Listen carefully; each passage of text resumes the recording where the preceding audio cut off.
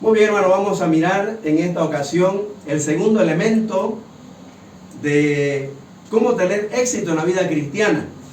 Cómo una iglesia misionera puede ser exitosa imitando la conducta de la iglesia primitiva.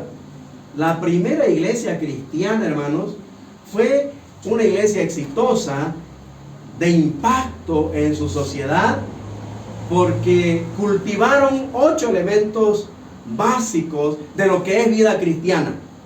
Ellos se dedicaban a perseverar en la doctrina de los apóstoles, la Biblia, la palabra de Dios, a perseverar en la oración, la comunión con Dios, ¿no?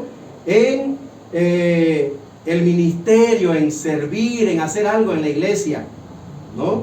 En la acción, también en la unidad. Dice el capítulo 2, ¿no? Empezando ahí, versículo 1. Luego también perseveraban en ser llenos del Espíritu Santo, cuando el Espíritu Santo vino sobre ellos, ¿sí? Qué importante, hermano, es cultivar estos elementos, ¿sí? Y el Espíritu Santo usando a cada creyente con la predicación. Tenemos el sexto elemento, ¿no? Hay que predicar la palabra, ¿sí?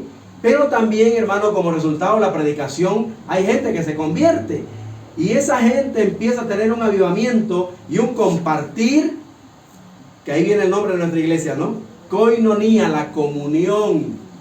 Entonces, todos ahí están compartiendo la amistad, el compañerismo, lo que tenían en común, que era adorar al mismo Dios y Padre nuestro, ¿no es verdad?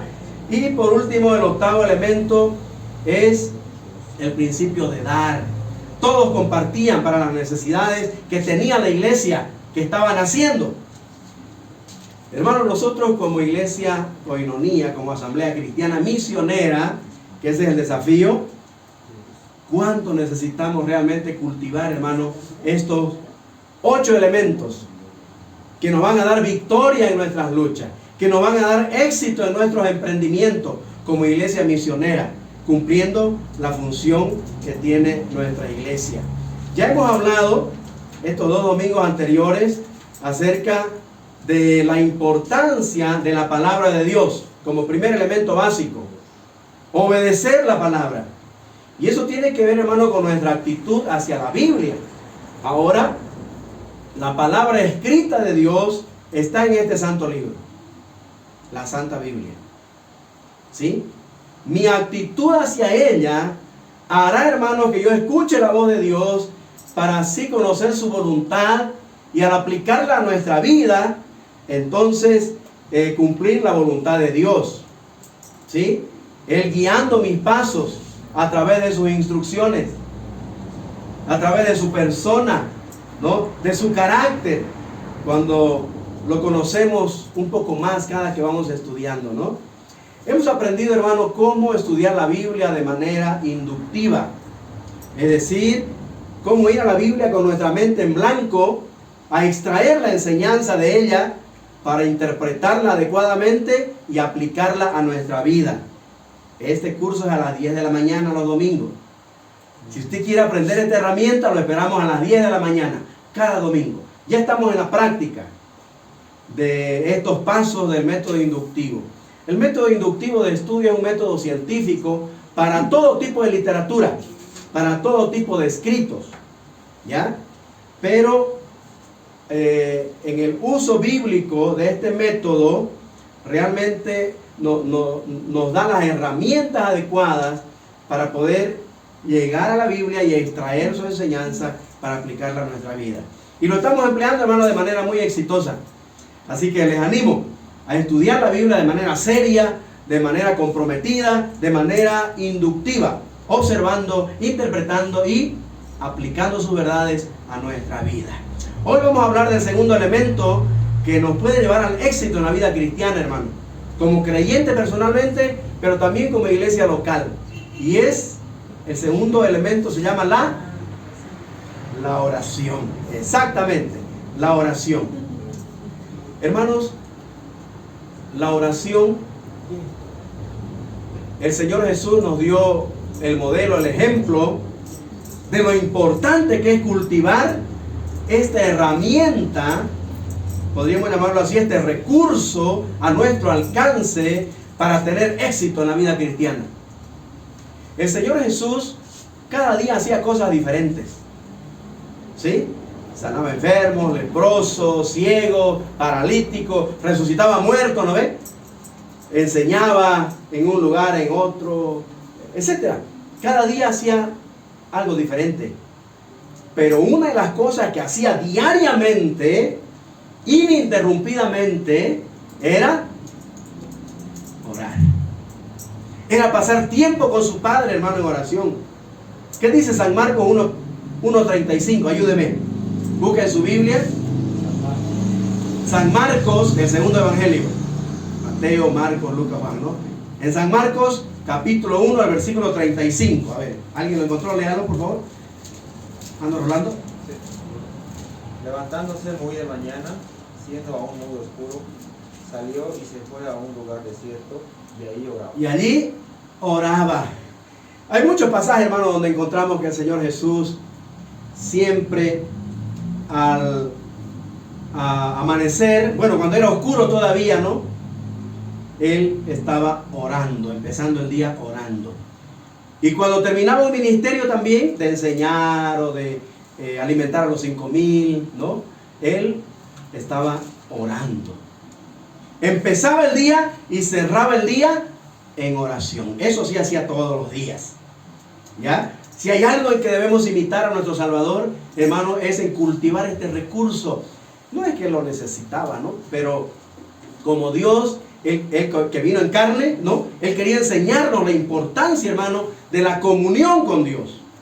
De estar íntimamente relacionado con el Padre. Para saber, Señor, ¿qué es tu plan para hoy en mi vida? ¿Qué quieres que yo haga, Señor? Y buscar su voluntad a través de la lectura de su palabra y a través de la oración. Y al terminar el día, entonces también, gracias, Señor, por usar mi vida en esto. Ya usted verá pues qué hizo en el día, ¿no? Y de qué manera usted fue usado por el Señor para glorificar su nombre. ¿Se da cuenta? Hermano, el Señor Jesús nos dejó ejemplo, ¿ya? Entonces nosotros podemos reconocer, hermano, cuán importante es la oración. ¿Qué es la oración? A ver. Hablar con Dios, ¿no? Eso saben los niños, ¿sí? Pero, hermano, ese es un concepto que nos da, hermano, lo que es la experiencia de tener esa comunión, esa intimidad con nuestro Padre. San Juan 1:12 dice que cuando hemos creído en Cristo, oyendo el Evangelio, Dios nos dio, dice, la potestad de ser hechos hijos de Dios. Y como hijos de Dios, entonces ahora nos acercamos al Padre, o a Dios, como Padre, ¿no? Y le llamamos Padre. Ese privilegio no lo tenían los israelitas. Jamás le llamaron Padre al Señor. Pero en Cristo, hermano, ahora nosotros tenemos ese privilegio. Es un regalo. Es un regalo de Dios, hermano. Esta relación. Él es nuestro Padre. Y como hijo tenemos que dialogar pues con nuestro Padre. Hermano, no se imaginan lo lindo que es ser papá de niños de 2 o 3 añitos, de 5, 7, 8. Uy, que uno es el héroe de ellos, ¿no? Y como ni bien abren los ojos, ¿no? Ya van a tu cama, no a despertarte, ¿no? Vienen a saludarte. Ay, hermano, es la etapa más linda de mi vida. Fue la niñez de mis hijos. Y qué lindo, hermano, cuando conversamos, cuando compartimos, cuando jugamos, cuando llegan del colegio y en la mesa ahí estamos compartiendo, ¿no? Cómo le fue, qué hizo y tantas travesuras, ¿no? Hermano, esa es la relación que tenemos con Dios ahora. ¿Sí? Él es nuestro Padre. Y la oración tiene que ver con comunicarnos con Él. La oración es una comunicación directa y personal con el Dios de la Biblia, que ahora es mi Padre. Es mi Padre. Es mi Padre, hermano. ¿Ya? Es un privilegio, es un regalo. No es lo mismo que rezar. Valga la aclaración. Rezar viene del latín recitare, que significa repetir. Y Jesús enseñó a orar, no a repetir. Dijo, eviten las vanas palabrerías, las vanas repeticiones. Y Él nos dio un modelo de cómo debemos acercarnos a Dios, ¿no? En el Padre Nuestro que todos conocemos, ¿no? Ahí en Mateo y también en Lucas. Está en Mateo 6, en Lucas 11. Entonces, la oración es una acción sincera y voluntaria de comunicación. ¿Ya? De comunicación con Dios, pero a nivel de Padre. Mire, hermano, qué relación, ¿no? ¿Qué relación? Padre. Padre. Abba, Padre, ahora podemos clamar al Señor, ¿no? Papito querido, ¿no es cierto? O amado Padre. Eso es la oración, hermano, ¿no? Y al hacerlo, al tener esta comunión, tenemos que hacerlo, obviamente, con reverencia, con respeto, con un corazón, como dice la Biblia, ¿no? Contrito y humillado delante del Todopoderoso, Creador y Hacedor del universo. Así dice la Biblia, hermanos, ¿no? Muy bien, ¿cómo orar? A ver, para los que de repente están aprendiendo y lo que sabemos, pongamos en orden, ¿ya? Anótese, hay que dirigirse a Dios como Padre. El Señor Jesús le dijo a sus discípulos, cuando ellos le dijeron, enséñanos a orar, Jesús le dijo, ustedes cuando oren, digan así. Este es el modelo, Padre nuestro. Entonces, nos acercamos, nos dirigimos a Dios como Padre. Y luego, le adoramos. Hay que adorarlo por lo que Él es, por lo que Él hace, por lo que hará según su promesa. Entonces, ahí tenemos que decirle que estás en el cielo, ¿no es cierto? Y ahí exaltado. Y ahí podemos, hermano, adorarlo por lo que Él es, ¿no? Es todopoderoso, ¿qué más? Es misericordioso, es el creador, el sustentador, el hacedor nuestro, en fin. Entonces, expresar nuestra adoración, ¿ya? Por lo que Él es, por lo que Él hace, ¿qué ha hecho? ¿Ah? ¿Qué te ha prometido que va a hacer? Según lo que has leído esa mañana, también debemos orar la palabra, ¿ya? Adorarlo y agradecerle. Agradecer sus favores, agradecer sus bendiciones, hermano. ¿Me entiende? Es decir, cuando le adoremos, démosle gracias también. ¿Por qué? Hay muchos favores, ¿no? Muchos beneficios. Dele gracias. En cuarto lugar, confiese sus pecados. Pídale perdón, hermano, ¿no? Cada día nosotros pecamos de alguna u otra manera. Confesémoselo al Señor pidiendo su perdón. Y luego interceda por otros, ¿ya? Interceda por su mamá, su papá, sus hermanos, no sé, alguien de su familia de repente necesita, ¿no? Del favor de Dios, interceda. Y luego, número 6, las peticiones personales. Ahí compártale su necesidad, sus planes, sus proyectos y pida, hermanos, pedid se os dará, dice el Señor, ¿ya? Y terminamos la oración, hermano, bíblica, se termina en el nombre de nuestro Señor Jesucristo, ¿no? Ahí está. Así que el Padre nuestro es un modelo, hermano, para que nosotros nos dirijamos a Dios como Padre, para que lo adoremos, para que le demos gracias, para que confesemos nuestros pecados, para que intercedamos por otro y luego por nuestras peticiones personales. Terminando la oración en el nombre sobre todo nombre, ¿no? Solo en el nombre de Jesús tendremos las cosas que hemos pedido, ¿sí? Y por último, hermano, en esta mañana hay mucho que hablar de la oración. Pero hoy, hermano, también quiero que pensemos en el propósito. ¿Por qué tenemos que orar, hermanos? ¿Cuál es el propósito de la oración? ¿Cuál creen ustedes que ha sido el propósito de Dios al darnos este recurso a nuestro alcance? Y este privilegio de acercarnos a Él, dice Hebreos 4:16, ¿no? Confiadamente,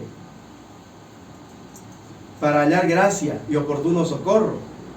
En primer lugar, hermano, el propósito es cultivar una relación íntima con Dios. Cultivar nuestra comunión con Él. A eso hemos sido llamados. Y eso es solamente a través de la oración.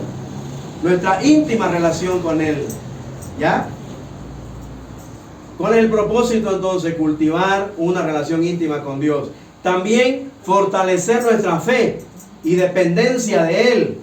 Hermano, la oración nos muestra cuán dependientes somos de Dios, cuán inútiles somos por nosotros mismos de alcanzar de repente los propósitos y objetivos que nos hemos trazado en la vida. Dijo el Señor Jesucristo: sin mí nada podéis hacer. Entonces la oración tiene que ver, hermano, con esa dependencia del Señor. El tercer propósito sería descansar en Él. Traer nuestras cargas y aflicciones a Él nos hace descansar. ¿Qué dice Filipenses 4:6? Por nada estéis afanosos, afanados, ya preocupados. Si no, dice, en vez de eso, traed vuestras peticiones delante de Dios en toda oración y ruego con acción de gracia, ¿no? Y la paz de Dios, dice el 7, ¿no? Guardará vuestros corazones y vuestros pensamientos en Cristo Jesús. El descanso. Y luego, también la oración, hermano, tiene el propósito de buscar y hacer la voluntad de Dios. Oramos, hermano, buscando la voluntad de Dios para luego hacerla, ¿sí? Para luego caminar en ella. Y por último, hermano, la oración, a través de la oración nosotros experimentamos el poder transformador de la presencia de Dios en nuestra vida, ¿sí? Cuando nosotros hablamos con Dios, hermano, hay esa confianza como la que tiene el hijo pues con su papá, ¿sí o no? Qué lindo cuando un niño de 5 o 6 añitos no está conversando con su papá y compartiéndole de repente sus inquietudes o sus necesidades, ¿no? De que le compre un helado o un chocolate, ¿no? ¿Sí o no? Entonces, el papá, hermano, está ahí presto, ¿no? Y Jesús dijo: si vosotros como padres carnales y humanos saben dar buenas cosas a sus hijos que le piden, ¿cuánto más vuestro Padre Celestial, dice, ¿no? Les dará a ustedes lo que le pidan, siempre y cuando sea en la voluntad de Dios. Hermanos, perseverar en la oración es el segundo elemento indispensable, insustituible en la vida cristiana para tener éxito. ¿Sí? Necesitamos orar, hermano. Mateo 26, 41. A ver, busquen. Mateo 26, 41. El Señor Jesucristo recomienda a sus discípulos la importancia de la oración para evitar caer en la tentación, ¿no? ¿Qué dice? ¿Alguien lo tiene? Mateo 26, 41. Velad y orad. Es un mandato, es tan imperativo ahí, ¿no? Velad y orad para que no entréis en tentación. ¿Qué más? El espíritu. Pero la carne es débil, hermano. Y en cualquier descuido de que yo no dependa del Señor, voy a estar propenso a caer, pues, y pecar contra Dios. Hermano, necesitamos orar siempre y no desmayar. Estos primeros elementos del éxito en la vida cristiana son fundamentales. Los demás dependen de cultivar estas dos funciones, hermanos, principales: perseverar en la palabra y en la oración. A través de la Biblia Dios me habla a mí, y a través de la oración yo le hablo a Él. Si la palabra de Dios es el alimento espiritual, ¿recuerdan? El Señor dijo que es el pan, ¿no? No solo de pan vivirá el hombre, sino de toda palabra. En la leche espiritual, dice Pedro en 1 Pedro 2:2, desead como niños recién nacidos la leche espiritual no adulterada, para que por ella crezcáis para salvación. Entonces, si la palabra es el alimento espiritual, la oración viene a ser el aliento de vida, ¿ya? Es decir, el aire que necesitamos para vivir, hermano, para respirar. Sin oxígeno, a ver, tápese la nariz. ¿Por cuántos segundos aguanta? debajo del agua o sin respirar. Eso es la oración, hermano. Es el aliento de vida que necesitamos para respirar. Son elementos vitales. La palabra y la oración. ¿Qué pasaría, a ver, si no nos alimentamos y dejamos de respirar? No, pues caemos muertos, obviamente, ¿no? Ahora imagínense, hermano, si como cristianos espiritualmente no leemos la Biblia ni oramos. Por lo menos una vez al día. ¿Se puede imaginar, hermano? Con razón, pues tanto fracaso en la vida cristiana, ¿no? Con razón, hermano, cualquier tentación cedemos y caemos porque no estamos en comunión, hermano. No estamos cultivando la lectura de la Biblia y el ejercicio de la oración. Entonces, la vida cristiana normal, hermano, consiste en leer la Biblia, meditar, aplicar su verdad en nuestra vida y orar diariamente.